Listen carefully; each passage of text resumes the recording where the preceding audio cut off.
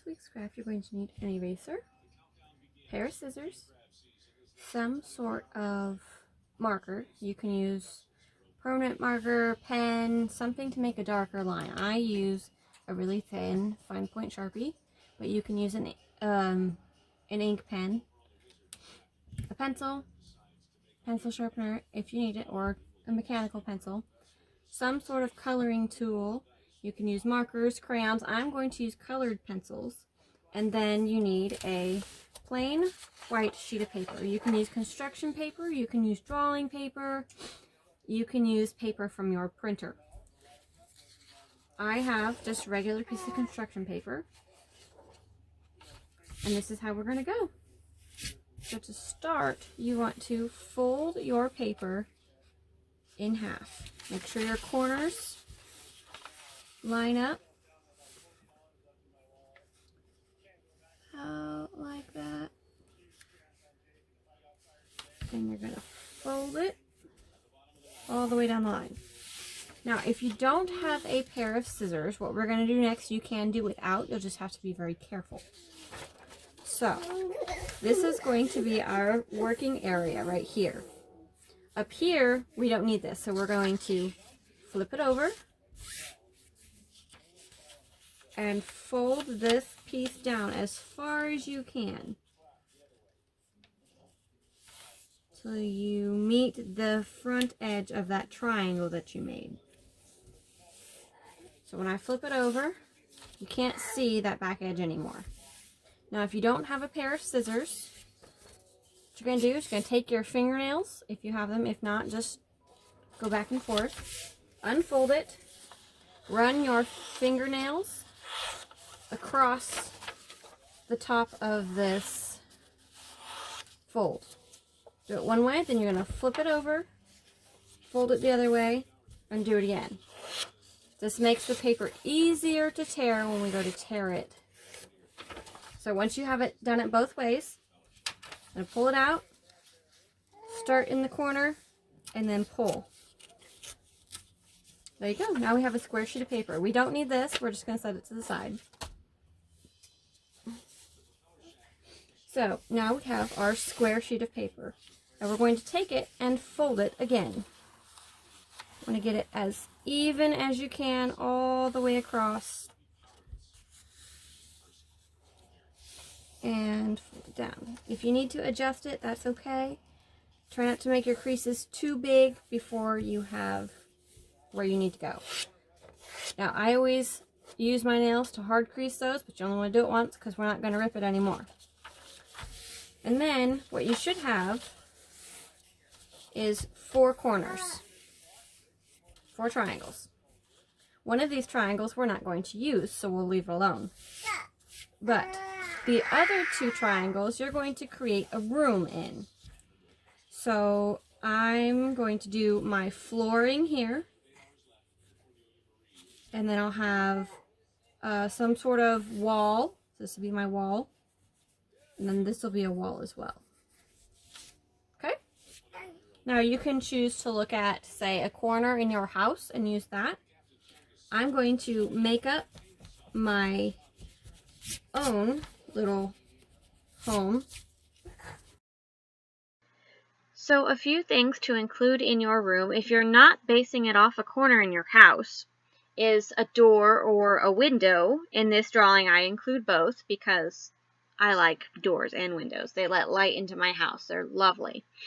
And I include some sort of surface like a table or a countertop or a bookshelf that things can be put on. Including these in the drawing makes it feel more like somebody lives there. I want somebody to think that something lives in this house, in this little room that I'm making.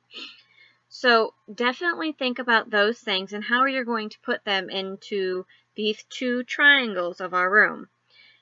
So, I'll see you when we're done.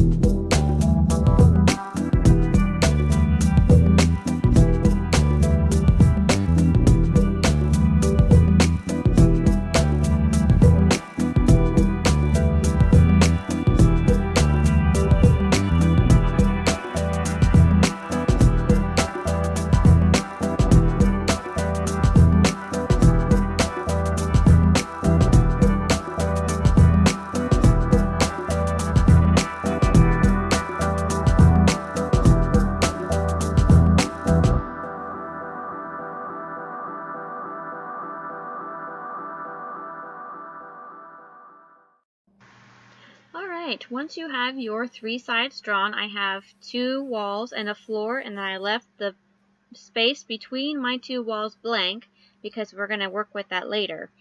I got my Sharpie. Again, you can use a ballpoint pen or darker pencil, anything to make the lines darker for them to stand out more.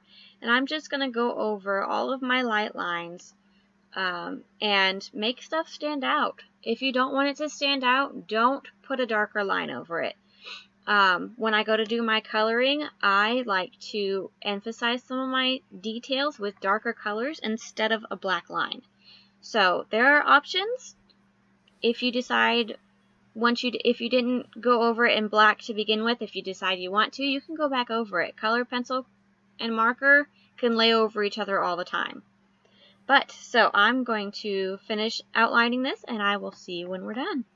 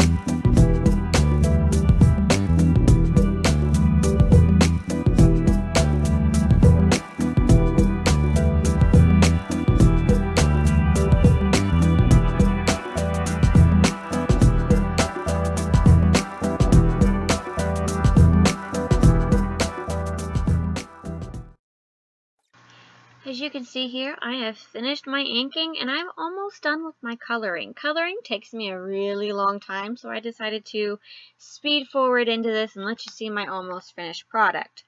I like to use a lot of colors when I color. Now, you don't have to. All of the colors that I use in this video, you can create some way by either pressing really hard on your colors and making them darker or going really, really light. I like to use a variety of light and dark pressures to create a depth that I'm looking for in my drawings. So I use really, really light by pushing really light on my pencils, kind of like you see here at the wall. And then I do really dark details like shadows and my little dark marks on the floor. I press a lot harder on my coloring tools to create that depth. It also lets you feel like you're in a room. So, enjoy your coloring. I'll see you when we're almost done.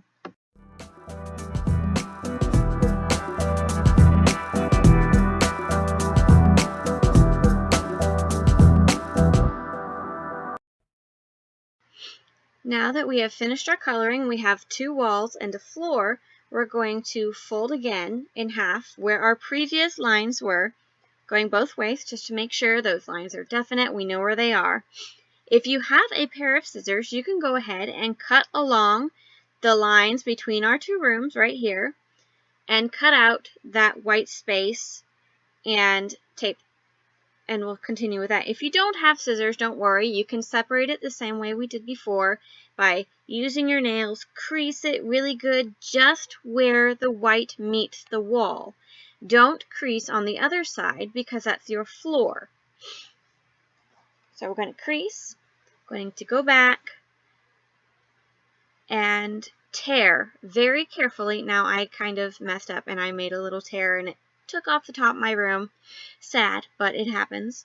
But you're going to carefully tear to the center piece and then stop. Then you're going to go crease the other side, carefully tear the rest of the way out. Now if you aren't careful, you will take off pieces of your room just like I did. And then after that, you're going to fold it up. I go through and I fold my lines one more time just to make sure I can get it as close to each other as I can. I'm going to use a piece of tape to connect my two walls together, but if you don't have tape, don't worry. If you take that extra sheet of paper that we have and cut two fairly even strips of paper, fold them in half like your corner, glue each side, and glue them to the inside of that corner. That will hold it together just the same.